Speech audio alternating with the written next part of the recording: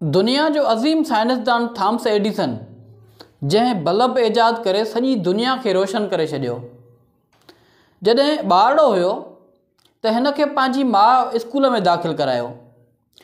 कुझु ॾींहं स्कूल वञण खां पोइ हिकु ॾींहुं हुई जॾहिं घरु आयो त हुन जे हथ में हिकिड़ो लिफ़ाफ़ो हुयो, हिकिड़ो लेटर हुयो। हिन उहो लेटर अची पंहिंजी माउ खे ॾिनो। हिन जी माउ जॾहिं उहो लेटर खोलियो त हिन जी माउ उन ॿार खे चयो त लेटर में इहो लिखियलु आहे, ख़त में इहो लिखियलु आहे त तव्हांजो ॿारु इंतिहाई इंटेलेक्चुअल एंड एक्सपर्ट आहे ऐं हिन जी लेवल जा असां वटि उस्ताद ई न आहिनि। उन जे करे बहितर इहो आहे त तव्हां हिन जे लाइ कंहिं ॿिए स्कूल जो अरेंजमेंट कयो। उन खां पोइ थॉमस एडिसन खे पंहिंजी माउ चयो त अॼु खां पोइ तोखे मां पाण पढ़ाईंदसि। काफ़ी वक़्तु गुज़रण खां पोइ जॾहिं थॉमस एडिसन दुनिया जो हिकु अज़ीम ऐं इंतिहाई कामयाबु साइंसदान साबित थियो, एतिरे में हिन जी माउ हिन दुनिया मां गुज़ारे वई हुई।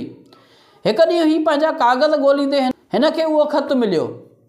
जॾहिं हिन उहो ख़तु खोले पढ़ियो, उन में लिखियलु हुयो त तव्हांजो ॿारु ज़हनी तौरु बिल्कुलु नाकारा आहे ऐं हिन खां पढ़ाई बिल्कुलु बि न थींदी ऐं कंहिं बि सूरत में इहो मुमकिन ई न आहे त हीउ स्कूल में रहे, छो त हिन जे स्कूल में रहण जे करे ॿियनि ॿारनि जे बि ज़हन ते असरु पए थो।